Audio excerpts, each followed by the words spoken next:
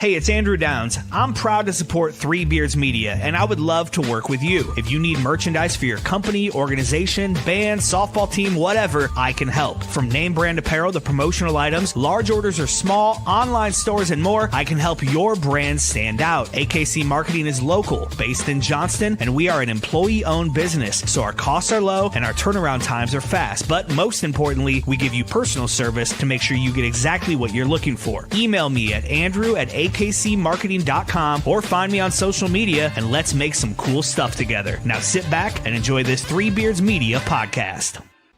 Would you like to sample some of my nuts?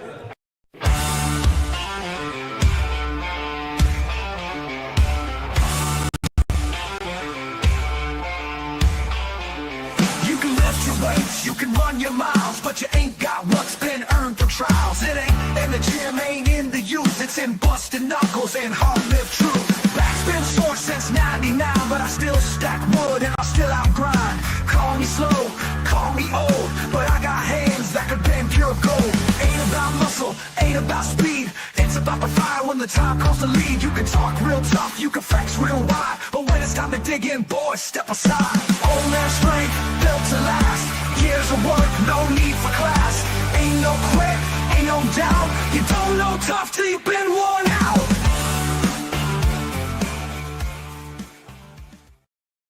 Hello and welcome to another episode of Old Man Strength, brought to you from the AKC Andrew Downs Marketing Studios. Sponsored by Revelton Distilling Company, Dan Douglas at Beret Realty, and Kyle Lehman at Wintrust Mortgage. I'm your host, Chris Shipley, normally joined by my co-host, Aaron Wall, but he's out on work trips. So I thought I'd call in a pinch hitter here tonight. Jason Norton from Drinks with Jason. I'm sure you've seen him on TikTok, Facebook, probably not X, because I don't know that he has an X account. No X. No X. I wish I didn't have an X, but I'm pot committed at this point. So, but thanks for helping me out, Jason.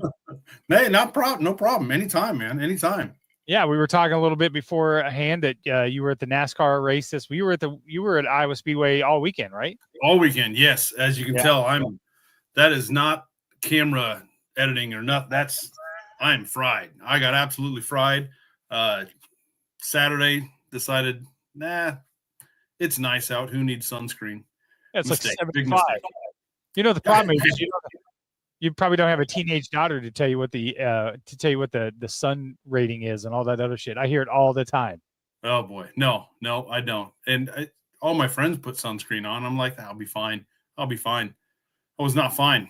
I had the big hat on Sunday though, so I was safe. Yeah. No kidding. I feel like that's like the nice weather is when it really gets you. At least when you go outside and it's blazing hot, you're like, okay, I'm smart enough. I got it. Yeah, you know better. Yeah, it's hot. Like, I'm going to get fried. Like it's fine. It's got a little breeze going, whatever else. And the next thing you know, you're walking around like a lobster. It's ridiculous. Yep. So, well, I'm super excited to bring on our guest tonight. I've met Josh a couple times. I've seen him perform live, and then lo and behold, I'm at a church retreat one night, and it's a very beautiful thing, and there's a part of a service where we go in and we're doing confession and mass and whatever, and lo and behold, there's Josh in the corner over there just playing some very beautiful music to set it and things like that, and then I started seeing him at church, and I was like, hey, I know that guy, so but. I'm super excited to welcome our guest tonight, Joshua Sinclair. He's a Des Moines-based musician, songwriter, known for his raw energy. Let's see if I can get all this right. His live looping performances have drawn comparisons to Ed Sheeran, Eric Church, the Black Keys. We'll get into the fact that I probably don't know two of those people later, Jason. With over 17 albums under his belt, more than 30 song placements on national TV, 200+ shows. He's currently on the road supporting his latest album, White Trash Recipes. That seems right up my alley. And we're excited to have him with us today. Josh Sinclair, thanks for coming on Old Man Strength. Appreciate it. Absolutely, man. Thank you for having me, Chris. Man, that was a lot. I hope I got it all. Did I get it all? I think so. I mean, it's it's a bio. It's like a one-liner that's just supposed to give people a quick kind of synopsis of like what I do and who I am, I guess. But yeah. How old are you? I'm 47, going to be 48 here in 2 months. No fucking way. I would not have guessed. I would have thought you were at least in your late 20s. Yep. Oh, well, thanks, man. I can't wait to tell my girlfriend that. I'm like, yeah, that's see, and some years old. I screwed myself because I put the date established 1977 Oh, there. So yeah. people look close. Yeah, That's crazy. They'll know. Yeah, he's the same age as me, and I'd not would have guessed. No way I would have guessed that. I'd put mine on, but Early it's 30s tops. I'd put mine on, but it'd be in some form of a sundial of some sort. Oh, there you go, man. So I try not to have mine. Yeah, it was always to give you a compliment about how impressive that was in 29 years, but now it just doesn't seem as cool. No, it's not. No, I'm kind of behind the 8 ball now. It's like I should have 30 some albums by now, but what can you do? See, even Marcus, like 47. Good Lord. Good Lord. I know. You must not have that normal rock star behavior then if you look so well.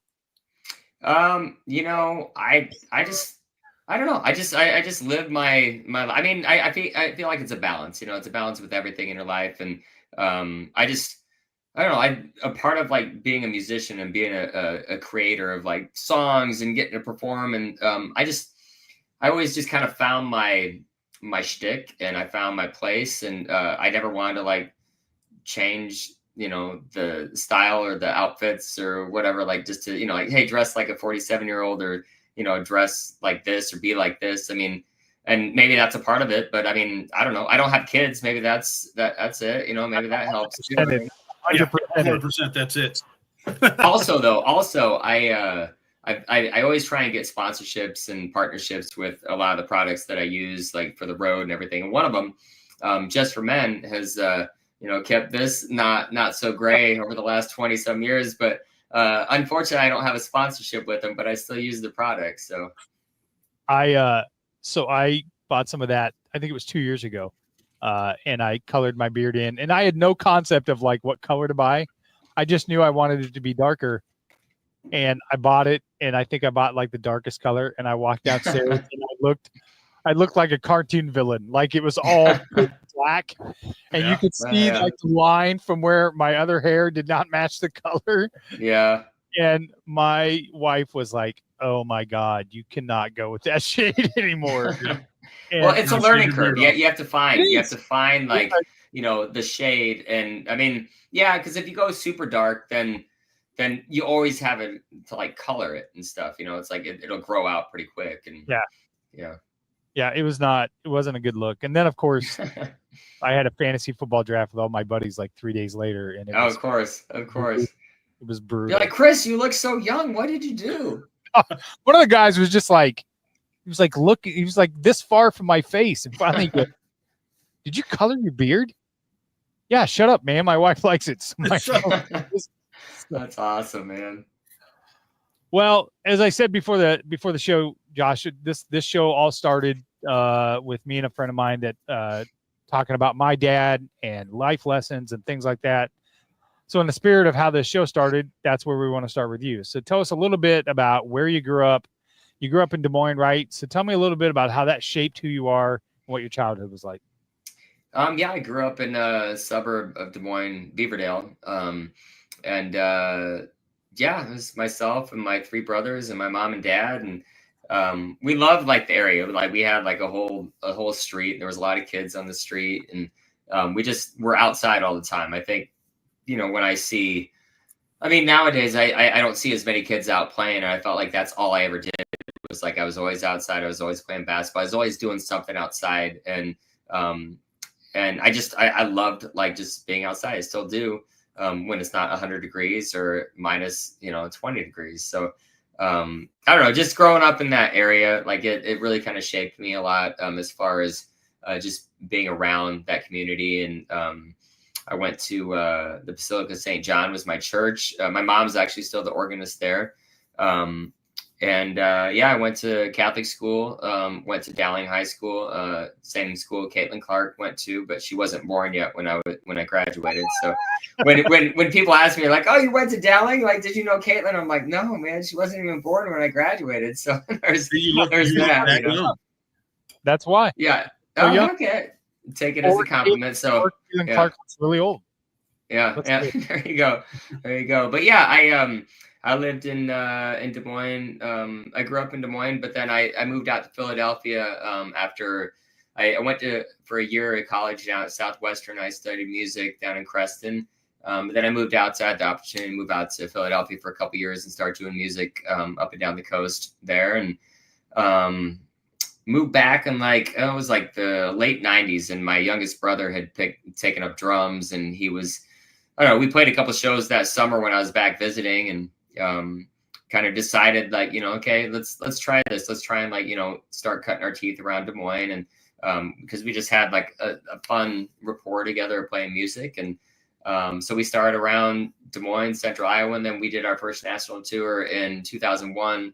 It was a coast to coast tour, 35 dates, and it was 3 months, and it was awesome. We loved it, and we ended up getting signed by a few labels out in New York City. So we lived out in New York for about 7 years. And I don't know, how much of my story do you want me to tell? I mean, there's a lot of years, I mean, just there was always music. There was always music, and there was always just, I think that's how songwriting for me has evolved, is that, as long as I'm meeting new people and experiencing new things, I'm always going to have new ideas for songs. And I don't lose that, I guess. And thankfully, I mean, songwriting's, something that you definitely have to sit down and spend some time to do to get it to where you want it. But I always have the ideas. So you said your mom was an organist. Your brother played drums. Is that where you picked up the music? There's always a I mean, when you were young. We talking about dads and stuff. Like my dad, I remember growing up, and he would always sing old Elvis Presley songs around the house. And the one he loved to sing was, and I don't even know what it's called, but he would always say, "My daddy is a greenhorn and he's walking down the street. Oh, give me fever." And he would sing that all the time. And all myself and my brothers would just be like, "Oh, Dad's going at it again," and stuff, man. He's just doing his thing. So, I mean, there was always music around the house, I feel like. And, my parents really, they encouraged it. They didn't discourage it. I think I was 10 years old when I started getting into the guitar, and, but at that age, you're kind of into everything. I mean, I loved sports. I loved, this and that. And when I got into the guitar, I think that there was a part of them where it's like, okay, we'll encourage this, but, I'm left-handed, and I thought I needed a left-handed guitar, but back then they were like twice as much. And they're like, "Well, let's see if you like it. So can you just play right-handed, and we'll rent a right-handed guitar?" And so we did that, and I never looked back, because I mean, I can't imagine playing the other way now. But that was kind of funny. It's like they encouraged it, but they're probably just like, "Oh, he's 10 years old, he's into a million things." But it really stuck, and I loved it, because I would come home from school, I'd do my homework, and then I would sit and I would practice for 6 hours a night. I loved it. And I had a guitar teacher that he taught me the songs I wanted to learn. He taught me the basics, obviously, but it's like, "Hey, what do you want to learn? Who do you want to learn?" I said, "Well, Metallica and Megadeth." And I was into all that stuff, which technically it was really, those were good bands to learn technique from. And sadly, he just passed away this last week. He was only in his late 50s, but he was really inspirational to me, because, like I said, he let me learn the songs I wanted to learn, and it kept me with that and stuff. So it was just, I loved it, man. And I still love it. It's such a neat story to hear how your parents kind of encourage you and things like that. Caitlin, my daughter, who's 24, is quite the singer. She started singing, and, school and choir and things like that. And I remember one of her teachers pulling me aside and saying, I don't know if you are aware of this or not, but she's got a little bit of talent. And I think she gave me this lady that she could take lessons from. And it was one of those conversations where you're like, okay, do we invest the money here in something that she really loved? She didn't like sports. She liked sports, but she wasn't very good at it. And I was like, let's go ahead and invest in it. And I mean, she was singing leads in show choir and sang at Iowa State, and she'll sing at the church now. I am sad a little bit that she doesn't do more of it, because I know she really loves it, but, she's working and teaching and things like that. So, talk a little bit about how much you were encouraged by your family and stuff to really pursue that. Because, the joke is that they made you buy a right-handed guitar, but I mean, at some point, you guys had to go all in, right?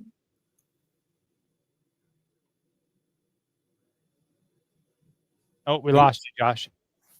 Lost your audio. Lost your audio somewhere.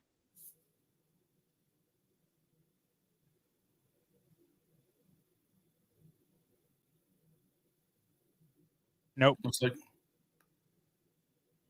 Mm-mm. It was a really good question too. it was. Yeah. There you There go. we go. You hear me? Yeah, Yep. can hear you now. Okay. Yeah. That's weird. I don't know. Yeah. Okay. Yeah, I mean that's it's kind of a tough question to answer because I think that as I was younger, it wasn't really like it was a passion, and I developed that passion, but it wasn't something where I thought I was gonna make a living doing it, and it wasn't that for quite a while. Like I knew I wanted to do music. I just didn't know how I could make a living doing it. And still, it's like, as I grew, as I kept writing, and I mean, and then to like, kind of be on the precipice of, I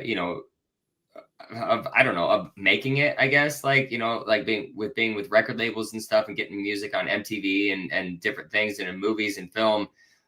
It just never felt like that, I made it, but I was living it, and it's so I think that a lot of it is just I never felt like that I didn't fail. I just have always kept going. I think that's really I don't know, I heard this quote of like what Frank Zappa said when somebody asked him about like, well, how do you make it, and he said don't ever stop, or don't ever give up. And he said there's three things, like don't ever give up. And he said, what's the second one? He says, don't ever freaking give up. And then like the third one, like don't ever give up. And it's like, if you can find your niche, if you can find your thing, and if it's something that means a lot to you, like I just don't think like I could never stop it no matter what. Like I've had the encouragement from not only from my family, but like there's 3 people in my life that really just encouraged it outside of like my home. Like my choir teacher in high school, like he was just a huge proponent of just utilizing the gifts that you had, and like just really going for it. My grade school principal, I mean, he started like a boys choir when I was in 6th grade, and he used to play keyboards and bands and stuff back in the day. He took me and like 4 or 5 of my classmates that were in choir to this seedy bar on the south side at like 6 o'clock at night on a Friday to see my guitar teacher's band play in this like scary looking like club, it was all ages, nice. With like some of the guys from Slipknot and stuff. Cause like they all palled around together and everything in this guitar shop that I took guitar lessons from. So there was a lot of people that really they didn't discourage that. I think the discouragement was from people who maybe it's not jealousy, but maybe just didn't see like what their passion was. So like they have to bring you down to like make you feel like that, well, you shouldn't be doing this if I can't do something that, that I love. And, but I always had encouragement from my family. And it wasn't just like to what they said. It was just like, they would come out to shows, and I've never been embarrassed about being like, hey, my mom and dad are here. Like, and I'll bring my mom up on stage or something. We'll sing songs together and stuff. And I just, I really love like getting to share that with them, because they helped me so much, as a kid, as a teenager, as an adolescent, like just, really embracing those things that you were passionate about. And I mean, it does take a while to like discover that it's not just something that you love. It's something that it's a part of who you are. Like I couldn't imagine like not doing music no matter what. So it's awesome. It's not your prototypical job, right? So that's right. where I can see it's like, oh, you can't make music for a living. Go be an accountant or something like that. And that's cool that your family, hey, no, follow your dreams, do what you want to do. If you do something, and I still get people that they don't understand, like, well, how do you make a living doing that? Because a lot of times people will see, like, if you're not on TV, if you're not on radio, if you're not like, right in their face, like, it's like, well, you haven't made it. But I mean, there's so many ways, and there's a lot of ways passive income too, as far as, I still get royalties from stuff that's been in TV and film. And, I get royalties from selling downloads and stuff, with iTunes. And I mean, Spotify, that doesn't count for much, but there's a lot of ways that you can make it, I guess, but it's a lot of, you know, you're your own boss, so you really have to take initiative, and nobody's going to do it for you. I learned that with being signed with labels, because like we had a lot of people that were in our corner and helped us, like it was my brother and I and these bands, and but I knew that eventually you get dropped as an artist, you know, unless like you make it past that point, it's just like you're never going to get dropped. But I knew, so I tried to take in as much as I could when I was in the studios, when I was like, you know, seeing how they did their marketing and stuff, like, and I just tried to learn while I was, you know, experiencing this. And so like I can do my own records, I can, you know, record at my own studio. I'm able to cut out the middleman a lot. Like I learned Photoshop years ago to like do a lot of photo editing and you know, for flyers and all that marketing stuff. I mean, the only person that's going to stop you is like just laziness, really. I mean, you can get out there and you can do it, and you just have to like make that time to do it. And I love that too. I mean, it does get, you know, overwhelming sometimes, but it's a part of the job. It's a part of like just being able to do it and have sustainability doing it. Yep. Let me ask you this. You move, I always find this fascinating because I've interviewed, I don't want to say a lot of people, but I have interviewed a lot of people, and I hear a lot of stories of, oh, I was this age and I up and went to wherever. So you're a young guy, 1 year in college, and then you moved to Philadelphia. Like I get anxiety getting on a plane and going to a different city for like a weekend. I cannot imagine being that age and just going, I'm just going to go make it or break it and go to Philadelphia. What was that decision like? And what was some hard parts of that?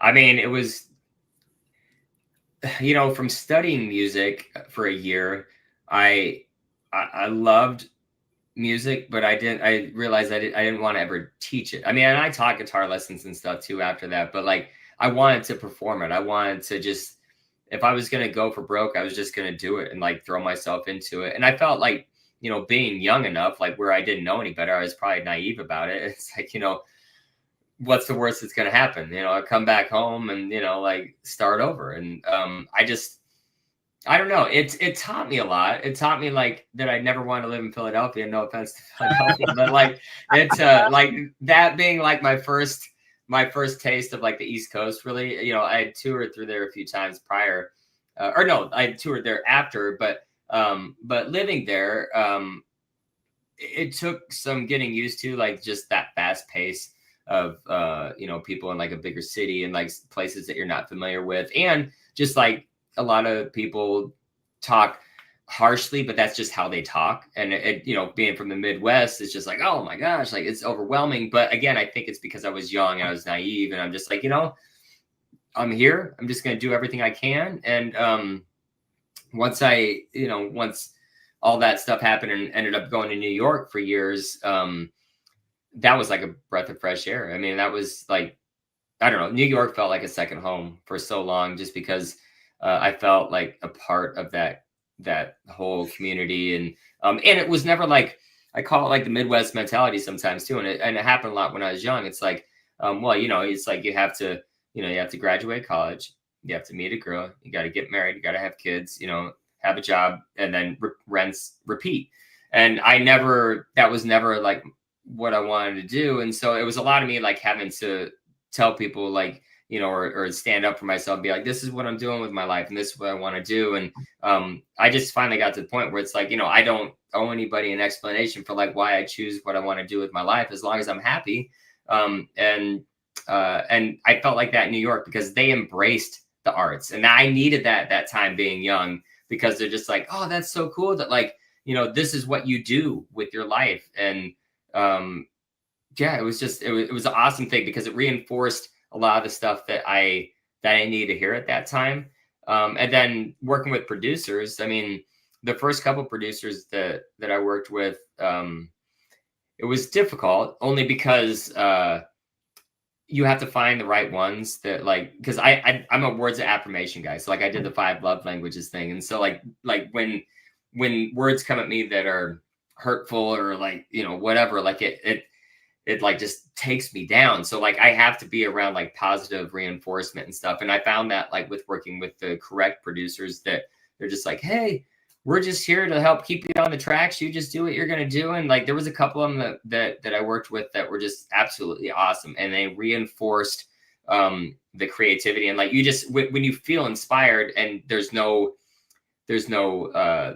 constructs of like, you know, constrictions or anything or restrictions, you just feel like you could do or say whatever. And that just opens it up a lot more. So it's a lot of trial and error, you know, and I always tell people that, like, you know, it's never just like, this is how you do it, or this is how I did it. It's a lot of trial and error with everything, with like a business like this, or like any kind of arts, I believe. That's cool. Yep. To be around somebody that, or people, I think in the artist industry, you need to, and I could be wrong, but you need to be around those people, because it's, again, outside looking in, it's such kind of like a niche type of deal that you have to be around the people, and you just kind of feed off those things and those people. Yeah. And the positive affirmation is huge. I'm the same way. Yeah. Yeah. Yeah. I mean, I like, you know, and it's hard right now. Like, I'm always like, I'm super busy from March until the end of November, pretty much. And, you know, doing a couple hundred shows a year, it limits like the chances that I get to see a lot of my musician friends and stuff, because we do go through a lot of the same things. We do experience a lot of the pitfalls or the ups and downs. I mean, it's a roller coaster. Like, you know, you'll have good shows and you'll have some like where you're like, what am I doing with my life? You know, but that's just how it goes sometimes, you know? And I think like I try and take those moments. I just met up with a friend of mine a few days ago that he's a musician, and, you know, we just kind of talk and, you know, kind of commiserate sometimes, and then talk about the good things and the bad things. And that helps you get through it too, because you can see things in a different way when you discuss them with somebody that's in the same, you know, same business, but different, you know, different experiences. So any of those, like, you can always pull from and stuff. So it helps. You get that in any job. Yeah. Yeah. You talked a little bit about, you know, making that leap and making that decision to especially as a content creator or as a creator of anything. And, you know, and then I look at Jason, who is, you know, 47 years old as well, probably never in a million years thought that he would start something that he does. I started podcasting at 50 years old. I mean, and I was, you know, discouraged a little bit by my family and so on. They were a little afraid you're going to talk openly about your life and things like that. And I just was like, it was just something I was passionate about, right? Like, I like to talk and have conversations. So I get the struggle that you were talking about, as far as, you know, sometimes you get discouraged or whatever else, but you got to keep going out there. Yeah, absolutely, man. I mean, why not? You know, why not? And maybe it's easier though, too, like when you are, I mean, when you are like, you know, are we middle-aged? Are we past that? I don't know. I don't know. Like, you know, but fine. You guys are fine. I'll let you know when you get to middle age. But I just think it's like you just, you know, it's like, what are we waiting for? You know, you might as well do the stuff that makes you happy. And, and so, yeah, like there's no point in like waiting for it. And even like, you know, when COVID happened, and it's just like, oh man, like so much stuff was, it made everything so hard. And not just for, you know, the arts or whatever. It made it hard for everybody. We were like navigating a time in our lives where that nobody had ever, you know, been through. But I wrote a song after that was all about like not just talking about your bucket list, but living it. Because I was like, you know, I'm doing a lot of things in my life, but like I really need to be more just more focused on like, you know, I want to do more of this stuff. You know, I don't want to just talk about like, I'm going to go here. Like even with vacations, I mean, like girlfriend and I, like we talked about, you know, it's like, oh, we want to see this and this. So we just started doing it. Like we went to Greece last year. We went to St. Martin the year before that. And it's just like, I don't know, like, it's just might as well do the things that you can do while you can do them. And, you know, it's not always the easiest trying to balance schedules and stuff, but it's, you know, you got to live your bucket list as much as you can, you know, and find that balance between work and you know, and fun. Because you never know when you're not going to be able to do it. Yeah, exactly. Do it. Yeah. Yeah. Yeah. I've talked a lot about when I got diagnosed with cancer and after that, and it's true. Like I can remember going in every day doing radiation. I'd go on my lunch when I was working, and every Monday I'd sit there and go through chemo, and I would be like, I get out of here. I'm not going to be afraid to try new things. Like, and that's kind of why I started this and why I have the job I have now, because a year and a half ago when that job became available and it was for a director position, and I was like, I've never done that in my life. Never done that. And it's something you're just like, fuck it. Like, what's the worst that can happen? They can tell me no. Yeah. There we go. Yeah. So, I mean, that's just, I'm 100% on board with you. You can't live your life in fear. It's just, and you hit on something too, because it's like, you might as well shoot your shot, because like you said, the worst that somebody can say is no. And I feel like that's how it is, like with the arts too. It's like, I mean, what separates, this artist or this musician from, the other and stuff. And I'm like, you know what, you just gotta do it. And I cold email places all the time. I reach out to artists, I'm just, if you don't put it out there, you're never going to get any answers or any opportunities. And so I know that I get that, like, it's a people business too. You have to know people and stuff. And sometimes word of mouth more than ever helps with things. It could either hurt you or help you, like you do something dumb or you're drunk at a show and it gets all over the internet. Like that's a hindrance, that's something that could hurt you. But, it's just, you have to be, and like, I've mentored like, younger kids like that are getting into music. And I said, the first thing you have to do is be professional. And, like, there's always time to, if you want to party, like party after the show, but like the show that's what you're there for. And that's what your service is for. And, yeah, you want to get people into it and stuff, but like, just be professional. And that goes a long way. Like with any job, like just show up on time, be ready. I as a Boy Scout, like, I remember always be prepared, and like I have backups of backups of backups just because I always have to be prepared, and it's peace of mind for me though too. I find being prepared. Go ahead, Jason. No, I was just going to say, like that old Tim McGraw song, "Live Like You Were Dying." Yeah. Yeah. You just do it. Do it before it's too late. You just got to do it. I feel like you be prepared and you set up and you prepare for the backup and the backup or whatever. That tends to cause me a bunch of anxiety that I forgot something, and then that forces me to go even harder. Like literally, there is such a thing in my body that is so afraid to fail that I almost will myself to make sure that I'm over prepared. It's kind of sick.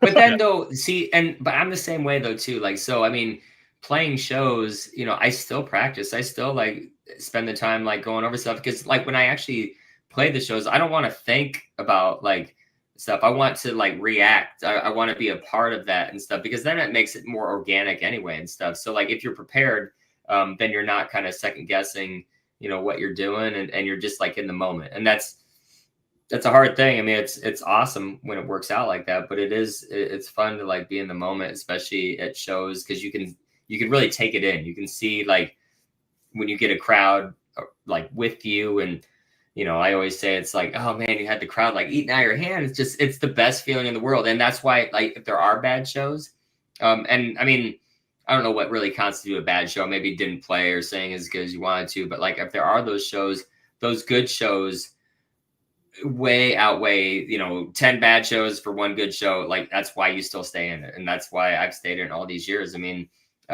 it's just I love it, man. I love the good and the bad of it, and it makes you appreciate the good ones. That's like me and my golf game. I play 18 holes for one good shot. That's all I want. Just one. That's right. Maybe it's always the next one, man. It's always the next one. Maybe in 4 or 5 years, I'll have 2 good shots. You never know. I don't know. We should go play golf sometime, man. Love it. I go twice a year. I go to our company outing, and then another. It's got to be a 4-man best shot, because if it's just regular golf, I'm going to be out on the course for 12, 13 hours. Yeah, I don't have enough. enough. So fun though, man. It's so fun. Like I'm always pinching myself, and I'm just like, oh man, look at. And I remember my uncle telling me when I used to go with him in high school when I was learning how to play golf, and he's like, I've never seen an ugly golf course. And I'm like, you're right. Like it's always just beautiful out here. It's great. So. Yeah, that's right. I used to tell the joke. I read it. I can't remember somewhere. I have 3 buddies of mine that they love to fish. It's like their favorite thing to do. and I saw this cartoon that these two guys are talking in the parking lot, and behind them you can see some guy unloading a boat, and you can see the sun cracking, and they're like, what kind of a moron like goes fishing at the crack of dawn as they're pulling their golf clubs out of the back of the like, I would get up that early and go play golf. I'm not getting up that early to go sit on a lake and watch nobody catch fish. Like, that's terrible. Yeah, the worst day fishing is better than the best day working. I guarantee you that. There you go, man. It's all perspective. It's all perspective. Yep. Yeah. Yep. All right. We're going to take a quick break here, get a word from our primary sponsor, Revelton Distilling Company, and then Dan Douglas of Beret Realty. It's right. I've got my bottle right here. I'm drinking the original honey whiskey tonight. I love Revelton, man. Revelton is so good. I got the mulberry gin. Oh yeah, best in Iowa, yes. and now it can be best in 42 other states if you order it. So the other 8 states, they suck. So losers. That's right. Let's get a word, and then we'll come back. Josh, I want to ask you about some time with your brother. All right. And then we'll ask some fun questions here, and we'll get into some fun stuff. So awesome. We'll be back with Joshua Sinclair. Making great tasting bourbon requires the perfect combination of ingredients, conditions, and time. The longer it rests, the better it tastes. Revelton Distillery's new single barrel bourbon is made from 80% corn, sourced 100% from Iowa farmers. And unlike mass-produced bourbons, each barrel of Revelton's single barrel bourbon is unique, proofed on when it tastes best. As they like to say, it'll be ready when it's ready. And to ensure the highest standards of quality and flavor, owners Rob and Christy Taylor oversee the production and bottling. Every single barrel. Iowa born, Iowa aged, Iowa bottled. Try the new single barrel bourbon from Iowa's own Revelton Distillery. ReveltonDistillery.com.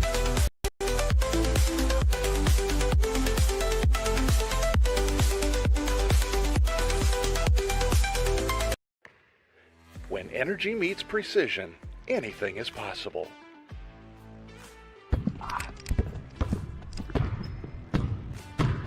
I'm Carter Hawley, the Chief Energy Officer of the Iowa State Cyclones. I'm full of energy on and off the court, but nothing gives me more energy than helping families find their dream home.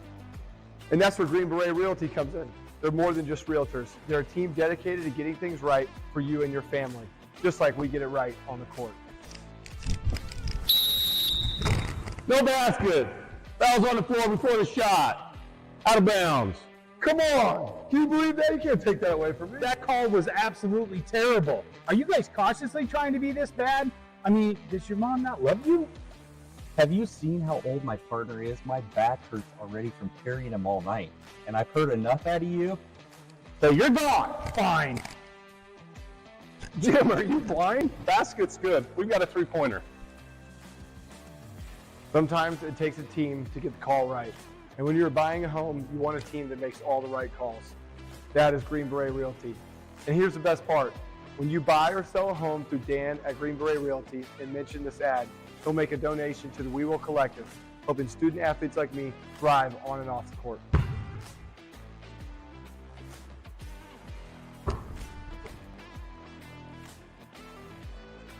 That call's so easy, even we can make it. Green Beret Realty, because getting the call right means everything. All right, and we're back with Old Man Strength from the Three Beards Media Network. Be sure to check out all the rest of the podcasts that are coming up. Bill and Willie's workshop is on Tuesday nights there tomorrow night. Hawk's Eye View starts back up for the season. Side of the Storm, Three Blind Refs, those 3 guys that were in that commercial, they'll be on. And a couple other ones. We're kind of really gearing up here for the fall season of football. So joined again by my guest, Josh Sinclair, and of course, Jason Norton from Drinks with Jason is my co-host tonight. So Joshua, you come back from Philadelphia, you start a touring band with your brother. Is that right? Yep. Yeah. I mean, we kind of cut our teeth around Des Moines for quite a while. And but then, a couple years after that, we started doing more regional stuff. And then, first national tour in 2001 and just kind of didn't really look back from there. Well, I can't stand to be in the room with half my sisters. So I'm impressed that you can tour the entire nation with your brother. Well, it was my youngest brother, so I feel like the You know, he was still in high school when we started this band. You know, we did, so like being in a band, like for almost, I think 18 years or so, we finally took a break. And so now when we get together, like we took a break for a few years, you know, everybody's having families and getting married and stuff. But like now it's that much more special when we do play shows. We still do about 20 shows or so a year together. And it's, you know, aside from the business part of it, which a lot of it was when we were, you know, with labels and stuff, that kind of took away from just the creativity and like the fun of, you know, just being brothers making music. Like now it's back to that. And it's the best thing. Like it's fun playing shows with him now because of all the years that we did before that, where I could just look at him without having to say anything. And like, he knows where we're going with that song or what we're doing and stuff. And it's that telepathy, I guess, that you have with your siblings. So it's, yeah. Well, we had our moments. I mean, don't. there definitely are moments, man. Like it was How much younger is he? Nick is 4.5, 5 years younger than I am. Okay, so there's got to be some times where he may do something, and you're like, dude, you got to fucking grow up. Well, I mean, I was the one who was like I was the teaser, like as one of the older brothers growing up. And when we would go on tour, and this finally came back to get me this last week, my brother on the road, he would always eat bananas, and I would shake his hand so his banana would break and fall on the ground all the time and stuff. And that was like my thing. So he would never eat bananas around me. So I was at a show this last Thursday out of town, and I was getting ready to eat my banana. I took one bite and the whole thing fell off and it fell on the ground. I'm like, oh, got me back 20 years later, but you got me back. Like, so there was, I mean, there's those moments, man. We can laugh about them now, but yeah. Yeah, my brother and I, we did not get, well, I wouldn't say we didn't get along. We just didn't hang out at all in my early 20s at all. And then it was about 30 years old or so. We just really started, you know, meshing and doing a lot more stuff together. It's just, we both kind of grew up, you know, he had totally different life than I was leading, and it just kind of come together, and it's pretty awesome. It's fun now. That's cool. And to do that with a brother is pretty badass. Yeah. We think about it fondly, but yeah, we do have I mean, there's a lot of stories that, you know, it's fun, like to reminisce and talk about that stuff. But yeah, it is special, like when you do it with somebody in your family. Yeah. So I read somewhere that did you start a music therapy program at a local hospital? Is that right? Tell us a little bit about that. How did that idea come about, and the impact that had?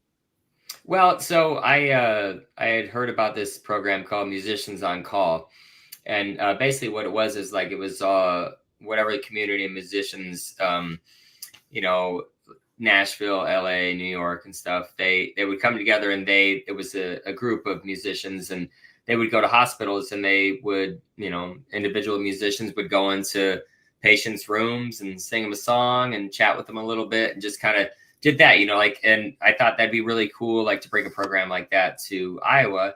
And so I contacted Musicians on Call. It was in like 2016 or 2017. And the reason for this was because I had broken my knee in 2015. And like that was kind of the whole catalyst for like doing this whole one-man show live looping thing. I taught myself a new skill when I couldn't walk, but I also want to get back to the hospital and community and just everybody for taking such good care of me and helping me get back on my feet, literally. So that's why I contacted Musicians on Call to see if we could bring a chapter to Central Iowa. And unfortunately, it was too small of a market for them to do that. So I went directly to Mercy, and I presented my idea to Mercy and Methodist and all the local hospitals. And Mercy was one of the ones that got back with me. And we started this music therapy program called Music at Mercy. And it started in 2018 and went all the way up to COVID. And it was doing like we had about 15 local musicians that we were on kind of a rotation of like being at the hospital and like going to patients' rooms. It was really cool. Probably one of the most moving things that I've ever done, because you have like, you know, 4 minutes that could change somebody's life. Like, you know, you're in the hospital, it's never a good thing. But like just to be there and bring music and some camaraderie and, you know, laughter and stuff for a few minutes, it was really touching for me, and it made me feel like I was doing something really special, and to get everybody involved was awesome. So it, you know, when everything happened with COVID, it kind of died out, and then it got brought back, and but now it's just kind of like there's a new I don't know, the whole volunteer thing at Mercy. It's kind of been in flux the last couple of years, so it's been hard to get it back off the ground, but it was really cool for a few years, and I loved like being able to do that. That's awesome. That is cool. My girlfriend Amanda, she works at Child Serve in Johnston there, and they do. I played out there too. Yeah. Okay. Yeah. It's a great place. And I instantly thought of that. It's like, oh, the kids would absolutely love that. They do, man. Yeah, I love doing it. So I've done it a few times, and I haven't had a chance to like make it work this year with my schedule. But yeah, it's great because like the kids are just I bring the shakers out and they just go nuts. Oh man. yeah. That's awesome. That's cool. That's really cool. Yeah. It's cool that you do that. Great. All right. It's time for a little segment that I like to call Back in My Day. So I'm going to ask you a little bit of fun questions here. We'll lighten it up a little bit. First question is, you clearly have a lot of tattoos. You showed us the one with your birth date on it. Any one in particular that you love to share and talk about, or a special story about? I mean, this is probably my newest one. It's hard to see. It says Joseph 2006 to 2020. It was my dog. He was a short hair lab mix, and yeah, he passed away in May of 2020. But I wrote a song that was inspired by, like, you know, how animals are, like how they just live for the moment, like they're not thinking about tomorrow, and so that's the kind of dog that he was, which all animals are and stuff. So he just kind of reinforced that in me. And I guess, let's see. Oh, you can see it here. So the only time that I can see it, like where it's right, like, so it's backwards in real life, but when I look in the mirror, you can see it. So that's my girlfriend. I know they say don't get tattoos of your significant others, but I decided to do that instead, man. Yeah. The closest I got was a copy of my wedding rings of my wife. That was as close as she would let me do that. Yeah. So yeah, I've got one tattoo. It's a scorpion on my calf. I got it back in 2003. I'm a Scorpio. I swear to God, I thought you were going to say on your lower back. No. But oh, my buddies make so much fun of me. And then, well, what's the significance for it? I'm a Scorpio. That's it. Oh, okay. Okay. It's a tribal art scorpion. It kind of looked cool, 22 years ago. Back when it was, but oh man, yeah. Well, it's funny because Chris, you said I thought you were gonna say lower back. So I always get comments about like, oh man, you got some great work. Like, what was your first one? And my first one was a lower back tattoo. Like, because I was like 19 years old. I'm like, I don't know where I want to put a tattoo, and so I got a tramp stamp. And you want to see it? Sure. Let's see if I can. Let's see. Yeah. Right there. But then I put that by it because I'm just like, all right, what did I do? I did it. Yeah. Oh, it's like never mind. We all have that one. We all have that one, man. I have a gigantic eagle on my back. Oh, really? Got it when I lost all my weight because I thought I'm surely going to walk around now without a shirt on, and I still don't. And me and my wife are probably the only ones that ever see it. Yeah. It's impressive, but it's pretty rare that anybody sees it. That's awesome, man. All right, my 25-year-old son has a tattoo of a slice of pizza on his hip. Yeah. All right. What the hell? I took Jordan to the both Josh and Jordan want to get tattoos. And Jordan's like, I want to get a lion. I said, well, let's just go get a price, right? So we go to this place on the south side. Sorry, Marcus, on your ass. No. And he goes in there and he's like, he picks out this photo, and I'm not kidding you, man. It's the most intrinsic, detailed fucking lion I've ever seen. And I'm like, Jordan, two things. You're never going to sit through that for that. And B, that's going to cost you like $1,000. Like, there's no way. He still hasn't gotten one, but that's what he wants is a lion. I'm like, why don't you start with like Simba or something, like something simple. Or just go all out, like, you know, like might as well just go for it, you know. I mean, the only ones that I love the feeling of them. I love the way it feels, except my chest. Like my chest, every single part of my chest, except the star, it was like a dead zone there. Like everything, single thing on my chest hurt, and you know, eventually it went numb. But yeah, that was the only part that I didn't like was that. But everything else, I like it. When he colored in that eagle, it might have been the worst pain I ever felt in my life. It was, it was a long time before I got another one. So yeah. All right. Granted, I don't know shit about music, so, but apparently you used to do something called live looping, or you still do. Is that right? That's what I do. I mean, like, so when I broke my knee,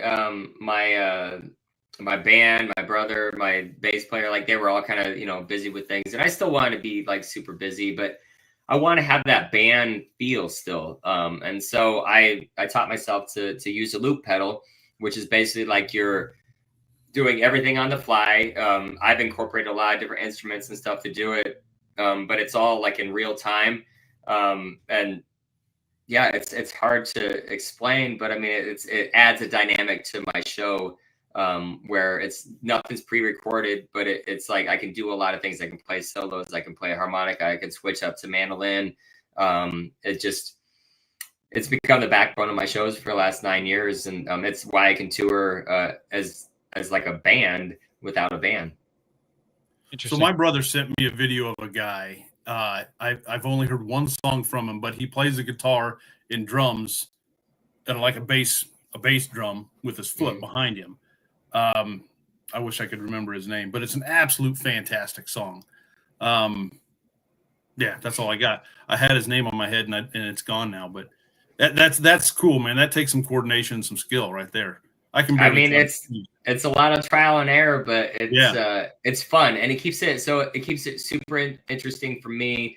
And I feel like that keeps it interesting for the crowd and stuff too. I mean, and I'm able to like do these larger shows. I mean, I opened for Paul Coffin at Bel Air Ballroom in front of 2,000 people because I'm able to like incorporate, like I'm not just sitting there playing guitar. I'm like making this like band sound with my mouth and with my hand hitting the guitar and just different things. Like, but it's never the same. It's always going to be different. Like being able to do it like that, and I love it. It's super. Technology is amazing. It's awesome. It is super cool. When on the road, what's your go-to comfort food or pig out food or whatever? I love French fries. I love French fries, man. Like, so anywhere that has crinkle cut fries, and lots of ketchup, that's my go-to right there. I try not to eat them all the time though.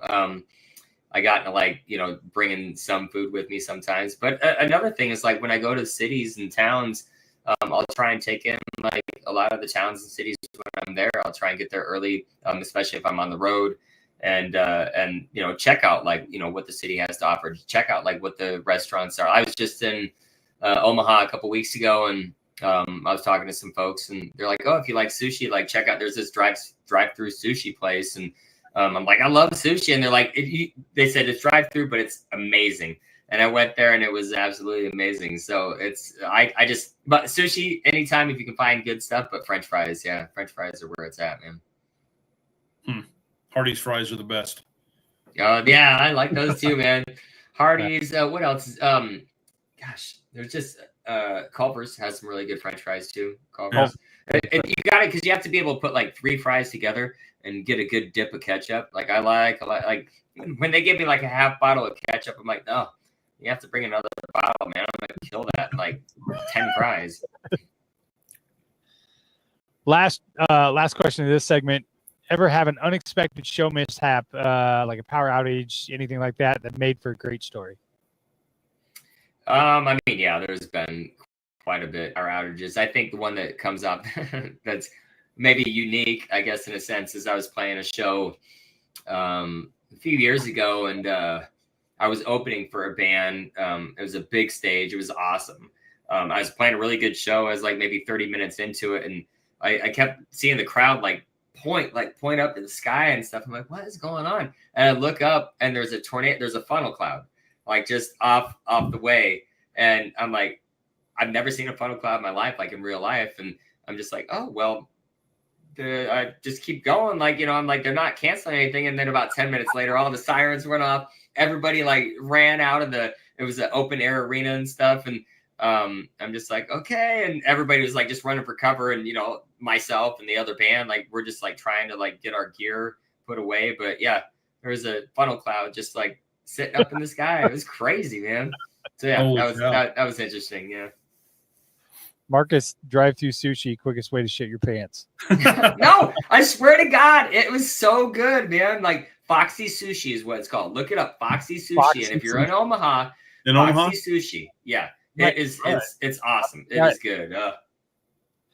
All right. Well, so we're at the part now where I'm going to ask you a more serious question. Okay. This is called the Kyle Lehman Wintrust Mortgage question of the pod. I'll ask the question. We'll get a word from Kyle, one of our sponsors. We'll come back. We'll get your answer. So the question is, what's one thing about Joshua Sinclair that fans might find surprising? So think about your answer. We'll come back after this ad from Kyle Lehman.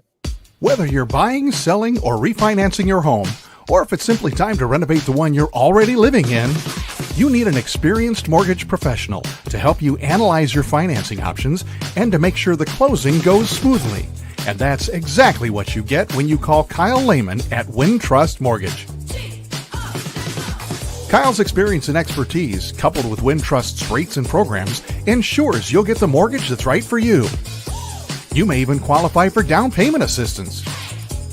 Before you reach out to a realtor, call Kyle and get pre-qualified, empowering you to start shopping for the home of your dreams.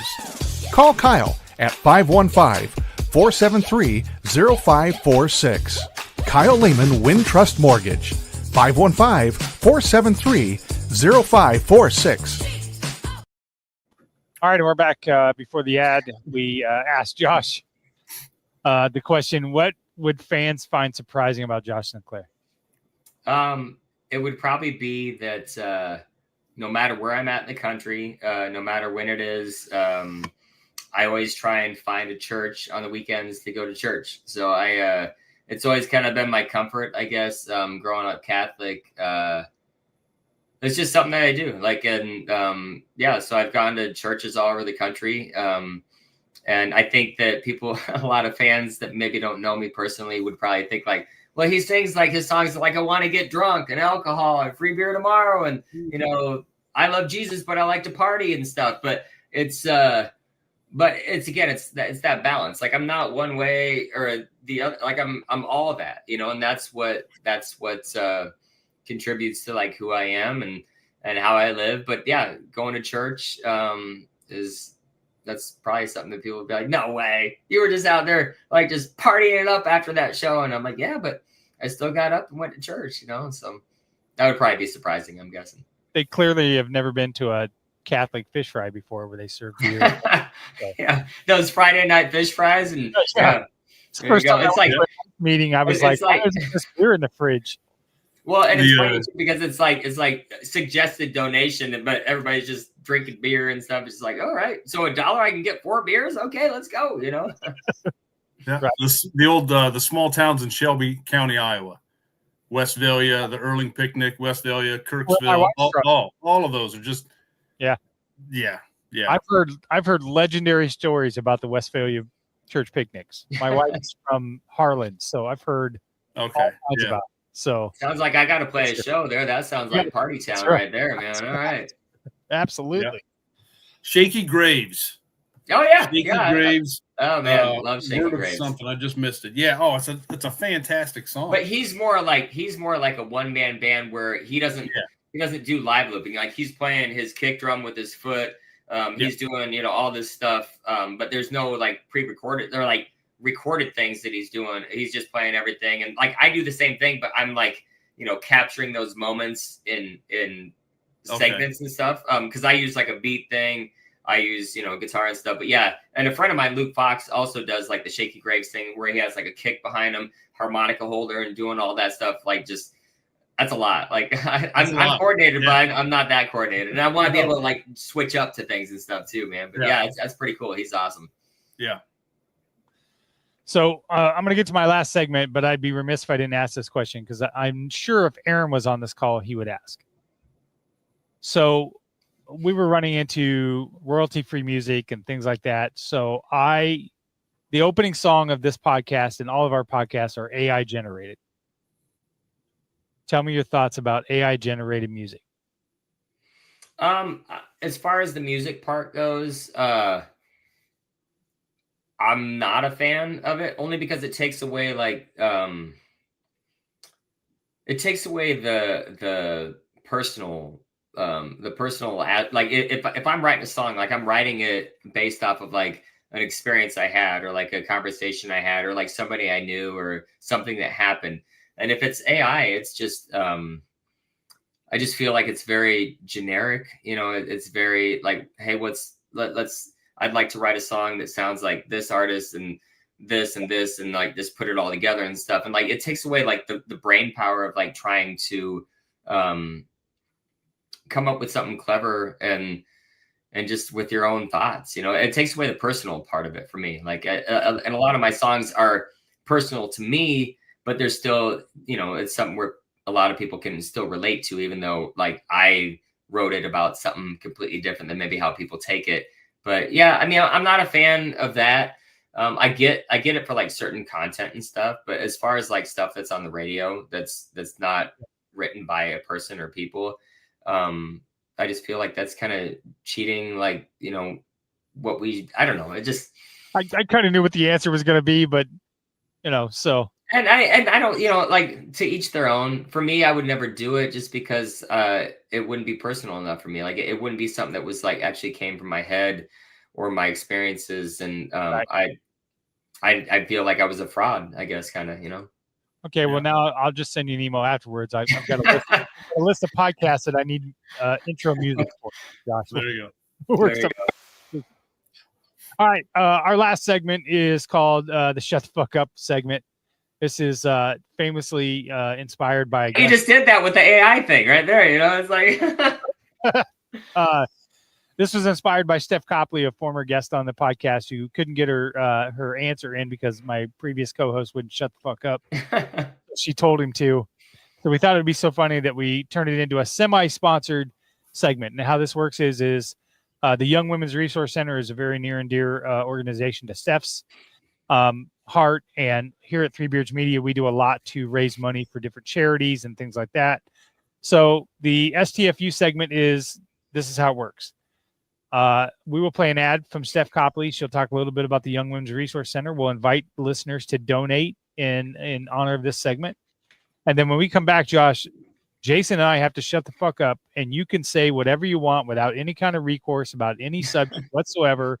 We can't react and we cannot interrupt you whatsoever. So let's get a word from Steph about the Young Women's Resource Center, and then we'll come back with Josh one last time. Hey everybody, it's Steph Copley, the woman behind the STFU segment on the Old Man Strength podcast. When I told the guys I wanted to sponsor this segment, they recommended that I make a charitable donation instead, so that's what I did.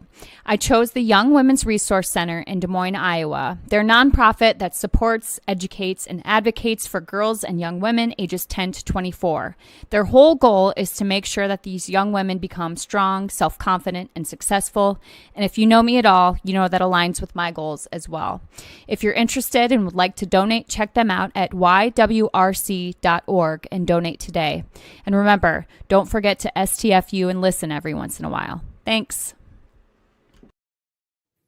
All right, and we're back. All right, Jason, the floor is yours. We have to shut the fuck up, and you can say whatever you want. Josh, go ahead. Oh, mine? Okay. Me? Not me. You already fucked up the segment, Jason. No, it's because you said Jason.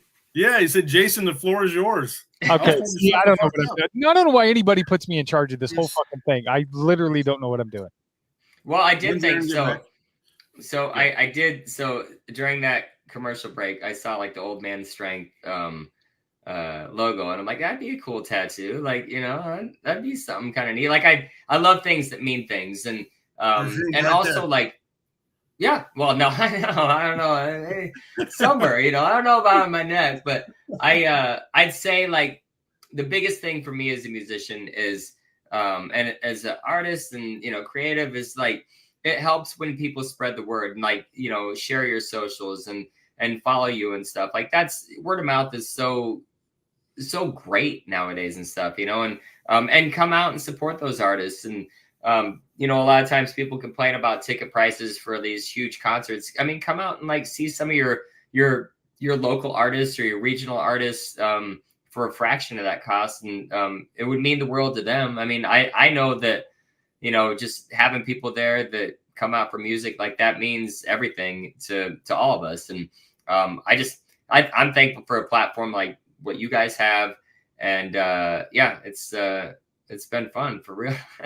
It's been awesome. But yeah, I'm not kidding about the tattoo. That might be kind of fun. I got some real estate still there, So funny thing is, we just redid that logo. That is actually a silhouette of my grandfather when he was a wrestler years and years ago. I found this photo. My sister gave it to me.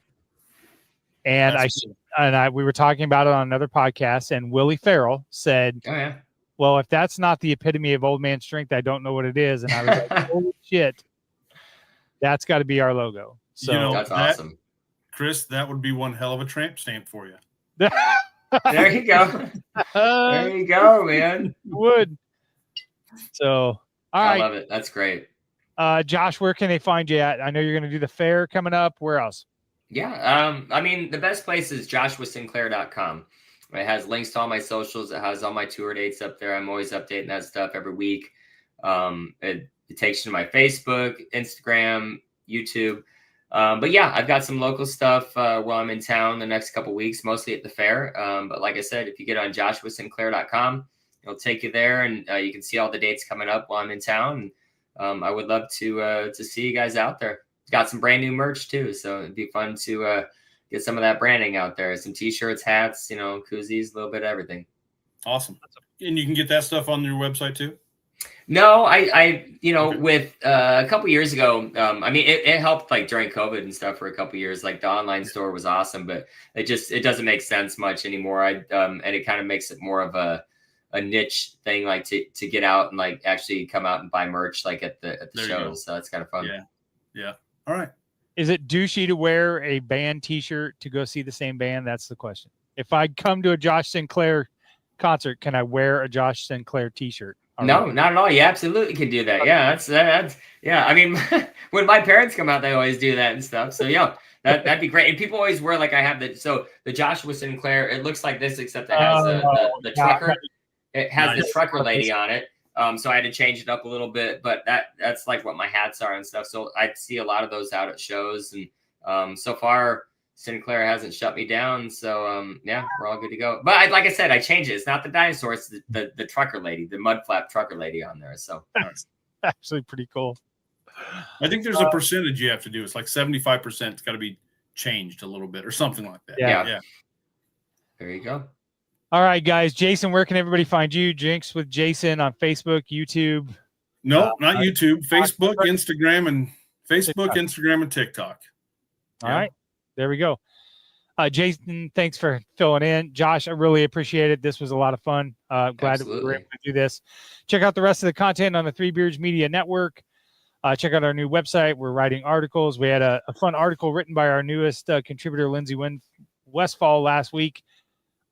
Which college football mascot would you rather fight? It was quite the banger of an article. So keep an eye on that. And of course, support all of our sponsors, Revelton Distilling Company, Beret Realty, Wintrust Mortgage, and AKC Marketing, Andrew Downs. Thanks again for listening, and we are out of here. Old man strength, built to last. Try to break me, you won't get past. Ain't no quit, ain't no doubt. You don't know tough till you've been worn out. Hey kid, you'll understand.